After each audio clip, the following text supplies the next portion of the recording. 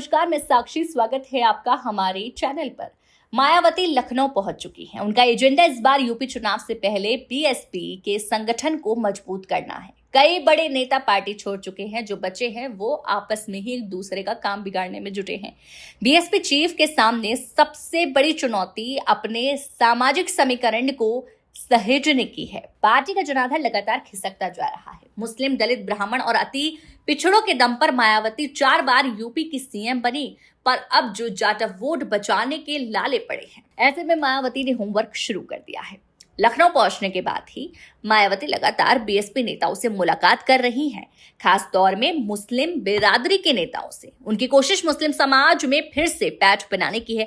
दलित के साथ मुसलमानों का वोट जुड़ा तो फिर बीएसपी की ताकत बढ़ सकती है। राहुल गांधी और अखिलेश यादव लगातार बीएसपी पर बीजेपी की बी टीम होने के आरोप लगाते रहे हैं। पिछले लोकसभा चुनाव में मायावती के भतीजे आकाश आनंद ने बीजेपी के खिलाफ मोर्चा खोला तो उन्हें चुनाव प्रचार से हटा लिया गया।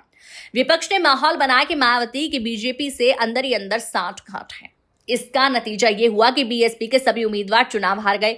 मुस्लिम उम्मीदवारों को उनके ही समाज के लोगों ने वोट कर दिया, नहीं दिया वोट तक। अब बीएसपी का वोट शेयर घटकर 9.3% रह गया और ये मायावती के लिए खतरे की घंटी बजती रही। अब इसलिए मायावती अब मुसलमानों को साधने में जुटी हुई है। बीएसपी के बड़े मुस्लिम चेहरे अफजाल अंसारी, नसीमुद्दीन सिद्दीकी, फजलुर रहमान, इमरान मसूद पार्टी छोड़ चुके हैं। मायावती के पास मुनकाद अली और नौशाद जैसे भरोसेमंद नेता ही बचे हैं। मायावती इन दिनों गोपनीय रूप से मुस्लिम धर्म गुरुओं और मौलानाओं से मुलाकात कर रही हैं और इन्हीं के जरिए वो अपनी बात मुस्लिम समाज तक पहुंचाना चाहती हैं। लेकिन इससे इतना फायदा होगा ये कहना मुश्किल है कि क्या फायदा आगे देखने को मिलेगा। खैर, यहाँ पर होमवर्क तो पूरा चल रहा है, लेकिन रिजल्ट ही बताएगा कि आखिर आपने होमवर्क कैसा किया। कमेंट में जरूर बताइए इस पर आपकी क्या राय है।